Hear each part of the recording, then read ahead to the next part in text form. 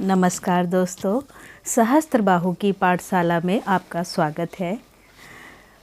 नित्रा सहस्त्रबाहु से प्रश्न करती है कि हे सहस्त्रबाहु, इस संसार में सभी प्राणी यानी सभी मनुष्य किसी न किसी बात से ग्रसित हैं। वो परेशान है, कोई रोग से परेशान है, कोई धन से परेशान है और किसी न किसी बात की चिंता उन्हें घेरे हुई है। ऐसा कोई उपाय बताइए जिससे इन सब का समाधान हो। तब सहस्त्रबाहु कहते हैं, हे नित्रे, मनुष्य ने अपने लिए अवसाद यानी कि बीमारी, धन प्राप्त ना होना यानी दरिद्रता और पारिवारिक सुख, हर तरह की परेशानी का न्योता खुद ही दिया हुआ है और उसका समाधान उसके पास खुद ही है। तब नित्रा पूछती हैं, हे सहस्त्रबाहु, तो आप बताइए कि ये क्या है जिसकी वजह से मनुष्य ग्रसित है। तब सहस्त्रबाहु कहते हैं, इंसान निंदा करना नहीं छोड़ता। कोई भी ऐसी परिस्थिति हो जिसमें उसे निंदा करने से मजा यानी सुख का आनंद प्राप्त होता है तो वो निंदा करता है, या फिर लड़ाई झगड़े करता है, या चिंता सब किसी कार्यवश उसे बहुत ज़्यादा प्रेशर है काम का, तो इस वजह से भी वो चिंता करता है, पारिवारिक चिंता करता है, बहुत सारे चिंताएं करता है, कलह करता है, कलेश करता है, जिसकी वजह से उसे सांसारिक सुख में सभी सुख आते हैं, चाहे वो पारिवारिक सुख हो, चाहे धन लाभ हो, चाहे बीमारी ना होने का सुख प्राप्त हो, स्वस्थ शरीर का सुख प्राप्त हो। तो हे सहस्त्रबाहु, कोई ऐसा मार्ग बताइए जिससे कलयुग का इंसान इन सब से छुटकारा पा सके और ईश्वर की भक्ति कर सके। हाँ, भक्ति ही इसका सरल और अच्छा उपाय है। इसमें दो प्रावधान हैं।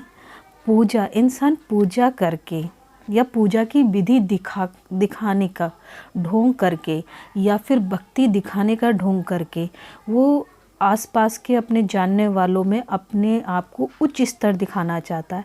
ऐसा ना करें, भक्ति करें लेकिन वो ईश्वर के लिए करें। उससे दूसरों पे क्या प्रभाव पड़ रहा है इस चीज़ का वो त्याग करें। नित्रा, नवग्रहों की कथा सुनने से व्यक्ति को धन का लाभ प्राप्त होता है, पारिवारिक सुख प्राप्त होता है, कलेश करता है, व्यापार अच्छा चलने लगता है, शरीर स्वस्थ होने लगता है। इस कथा को भक्तिपूर्वक सुने और 1 घंटा व्रत का पालन करें। व्रत क्या है? व्रत में आपको झूठ नहीं बोलना है, निंदा यानी बुराई नहीं करना है, किसी को गंदी निगाह से नहीं घूरना है, किसी को अपशब्द या गाली नहीं देना है, किसी भी बात पर गुस्सा नहीं करना है। गुस्सा आए तो उस गुस्सा को कंट्रोल करिए 1 घंटा। घर की स्त्री या बाहर किसी भी स्त्री को सम्मान देना है, सम्मानित निगाहें देनी है, सम्मान देना है। ये नहीं देखना है कि वो स्त्री हमारी जानने वाली है या रईस है, अगर गरीब है, कोई भिखारी भी है, किसी भी तरह से उसे अपमानित नहीं करना है। गलती करके गलती को मानना है, ना कि नहीं मानना। मानना है गलती करके, बड़ों का निरादर नहीं करना है। बड़े अच्छा बोल रहे हैं या बुरा बोल रहे हैं, आपके परिपाटी पे हो सकता है उनकी बातें खरी ना उतरे, लेकिन उनका निरादर भी नहीं करना। ना मानना और मानना ये आपके ऊपर है, लेकिन उनका निरादर ना करें। कम से कम झूठ बोलें। कोशिश करें कि 1 घंटा आप झूठ का सहारा बिल्कुल ना लें और अपनी तारीफ़ के लिए झूठी बातों का इस्तेमाल ना करें, क्योंकि ये सुख क्षणिक भर होता है, कुछ समय तक मिल सकता है। आपको व्यक्ति क्या करता है, आपको सामने तो अच्छा बोलता है, पीठ पीछे आपकी बुराई करता है, तो बात तो वहीं आ जाती है। आप सामने बोले गए अच्छी बातों से अपने आप को प्रशंसा या सुख प्राप्त करते हैं, लेकिन जो आपके पीछे पीठ पीछे बोली जा रही बातें हैं उससे आप सुनना भी या ध्यान देना भी नहीं पसंद करते। तो काम ऐसा होना चाहिए कि आपके सामने भी वो तारीफ़ हो और आपकी पीछे भी तारीफ़ हो। और इस 1 घंटे में किसी एक तत्व, इनमें से जो अभी सब बताए गए उनमें से एक तत्व का त्याग करने की कोशिश कीजिए। 1 घंटे, धीरे धीरे इसकी समय बढ़ाते जाइए। 1 घंटे से 1.25 घंटे, अगले दिन 1.5 घंटे, इस तरह से करते चली जाइए धीरे, और कथा को सुनिए। ऐसा करने से आपको घर में, ऑफिस में, दोस्तों परिवारों के बीच शांति और सम्मान की स्थिति प्राप्त होने लगेगी। धन का आगमन होने लगेगा, पारिवारिक कलेश मिटेगा, व्यापार में लाभ प्राप्त होगा। कथा को पूर्ण भक्ति से सुनिए। चलिए इस कथा की शुरुआत करते हैं। ओम श्री गणेशाय नमः।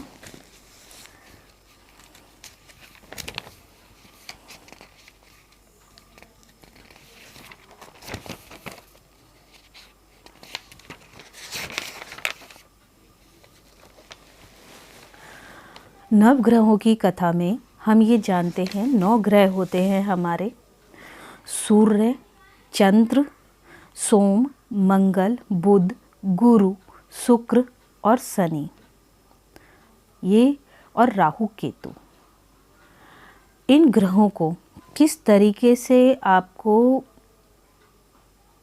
प्रसन्न करना है, क्योंकि ग्रहों का प्रभाव नक्षत्रों पे पड़ता है और नक्षत्रों से आपके जीवन में उथल पुथल मचती है। आपके राशि पे पड़ता है और राशि से आपके जीवन में उथल पुथल या स्थिति कभी अच्छी कभी बुरी होती है। अगर सही स्थिति चाहिए तो हमें नवग्रहों की पूजा जैसे पंडित करते हैं। अगर आप अपने घर में हवन करवाते हैं तो सबसे पहले वो नवग्रह को ही पूजते हैं। तो नवग्रहों की स्थिति इसलिए भी है कि प्रत्येक दिन प्रत्येक ग्रह का माना गया है, तो इसीलिए इस ग्रह की इनकी कथा सुनने से आपको लाभ प्राप्त होगा। नवग्रहों में शामिल राहु की उपस्थिति क्या है, ये किस प्रकार नवग्रहों में शामिल हुए? नित्रा ने सहस्त्रबाहु से पूछा। हे नित्रा, राहु एक राक्षस है। उसकी प्रवृत्ति राक्षसी होना स्वाभाविक है, लेकिन इसी के साथ ज्ञानी भी है और उसे कुछ अधिकार प्राप्त हुए हैं। हे सहस्त्रबाहु, जब राहु राक्षस है तो उसे नक्षत्रों और ग्रहों में कैसे स्थान प्राप्त हुआ है? तथा जहाँ तक मुझे कथा याद है कि जब समुद्र मंथन के द्वारा अमृत निकला तब विष्णु जी ने स्त्री का रूप धरकर सुरों को अमृत और असुरों को विष दिया।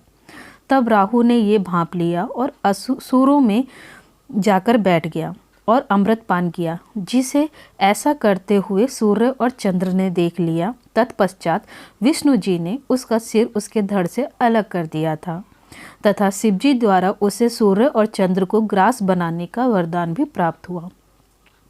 हे नित्रा, आपको ये ज्ञान अधूरा है। चलिए इस ज्ञान को पूरा जानते हैं। आओ इसे प्रारंभ से समझते हैं। राहु राक्षस कुदेश और भ्रामरी का पुत्र है। इसे शारीरिक बल जन्म से प्राप्त है। एक दिन राक्षस गुरु शुक्राचार्य जंगल से गुजर रहे थे। वहाँ ये बालक वृक्षों को उखाड़ उखाड़ कर अपनी उद्दंडता को दिखा रहा था, अर्थात अपने शारीरिक बल के मद में चूर। उसे ये तक ज्ञात नहीं था कि दैत्य गुरु शुक्राचार्य उसे ऐसा करते देख अति प्रसन्न हो रहे हैं। हे बालक, तुम्हारा क्या नाम है? मैं राहु हूँ गुरु श्रेष्ठ, आपको मेरा प्रणाम। अच्छा ये बताओ, तुम इतने छोटे मात्र 7-8 वर्ष के बालक इस घने जंगल में इन वृक्षों को क्यों उखाड़ रहे हो? तो राहु कहते हैं, क्योंकि मेरे साथ कोई क्रीड़ा नहीं करता। वो क्यों? क्योंकि सभी कहते हैं मैं शक्तिशाली हूँ और सब मुझसे डरते हैं। शक्तिशाली? वो कैसे? एक दिन हम सभी पत्थरोंत की क्रीड़ा कर रहे थे। हम सभी यहाँ पे सभी बच्चे, राक्षसी बच्चे, ये पाताल लोक की बात चल रही है, दैत्य लोक की बात। पत्थरोंत एक खेल है जिसमें अपने अपने सामर्थ्य अनुसार पत्थर उठाकर श्रेणी पर्वत श्रृंखलाओं को पार करना होता है। श्रेणी पर्वत श्रृंखला दैत्य लोक में एक ऐसा पर्वत है जो बहुत विशाल है और इसमें कई श्रृंखलाएं आती हैं। तो कहते हैं कि तो इसमें गलत क्या है? अपने सामर्थ्य अनुसार पत्थर उठाकर के इसे सभी श्रृंखलाओं को श्रेणी पर्वत श्रृंखलाओं को पार करना, तो इसमें गलत क्या हुआ? गुरुदेव, सभी ने अपने सामर्थ्य अनुसार पत्थर उठाया और मैंने अपने सामर्थ्य अनुसार श्रेणी पर्वत को ही उठा लिया। यह सुनकर दैत्यगृह शुक्राचार्य मुस्कुराए, जिसे देखकर सभी ने मेरे साथ खेलने से मना कर दिया। और एक बार तो कुकुण ज्वालामुखी के विषय में ये बात है कि दैत्य लोक में कुकुण ज्वालामुखी बहुत ही विशाल ज्वालामुखी है और बच्चों में ये एक तरह का खेल हुआ कि इसके अंदर जाकर के बाहर आना है। तो राक्षसों की प्रजाति कर सकती है ऐसा काम। तो ये एक खेल किया गया कि कुकुण ज्वालामुखी के भीतर जाने की शर्त लगी। अति विशालकाय है और इसमें से इसे कर पाना असंभव सा है उनके लिए, राक्षस प्रजाति के लिए। और वही शर्त लगाई बच्चों ने, छोटे बच्चे जैसा कर लेते हैं। तो राहु बताते हैं कि कुकुण ज्वालामुखी के भीतर जाने की शर्त लगी, तो मैंने कुकुण ज्वालामुखी को ही पी लिया। कुकुण ज्वालामुखी को पी लिया? अद्भुत! क्या आपके माता पिता ये सभी बात जानते हैं? हाँ गुरुवर। दैत्य गुरु शुक्राचार्य राहु को देखकर उनकी एक योजना के लिए उपयुक्त लगे। दैत्य गुरु शुक्राचार्य नक्षत्र लोक में किसी दैत्य को प्रवेश करवाना चाहते हैं, किंतु कोई भी दैत्य अभी तक उन्हें नहीं मिला था। नक्षत्र लोक में किसी भी लोक के प्राणी का जन्म या प्रवेश वर्जित है। केवल वही जा सकता है जिन्हें सृष्टि के कई ज्ञान में से किसी 2 ज्ञान प्राप्त हो और निर्मल उसका मन हो। राहु को देखकर दैत्य गुरु शुक्राचार्य को अपनी इच्छा पूर्ति पूरी होती दिखाई दी। राहु के माता पिता से स्वीकृति प्राप्त कर वे राहु को अपने आश्रम ले आए। आप ये जान सकते हैं कि राहु बचपन से ही बहुत शक्तिशाली बलशाली था, जैसा शुरू में होता है। और ये एक सामान्य परिवार से था, लेकिन असुरी प्रवृत्ति के भी होते हैं। यहाँ पे 6-7 साल के बालक में ज़्यादा प्रवृत्ति नहीं दिखाई गई है।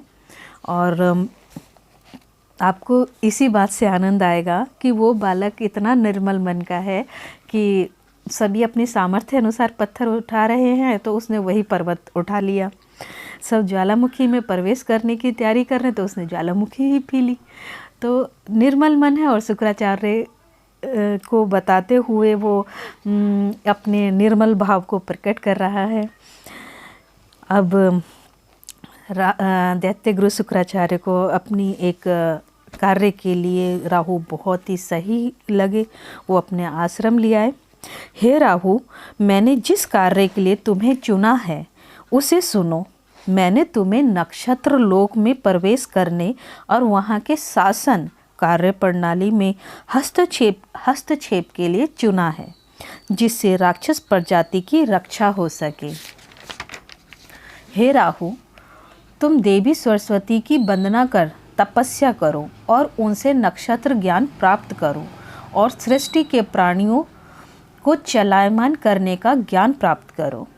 ऐसा कहकर दैत्य गुरु शुक्राचार्य ने उसे 8 साल के राहु को 125 वर्ष का कर दिया।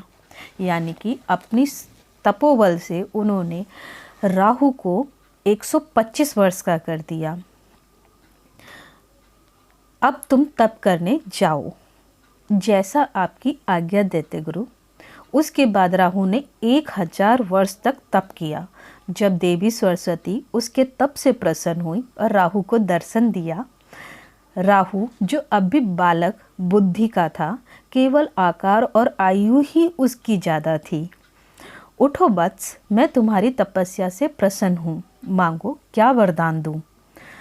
राहु देवी सरस्वती को देखा, जो एक ज्ञान की देवी सरस्वती अति सौम्य रूप में दिखाई दे रही थी।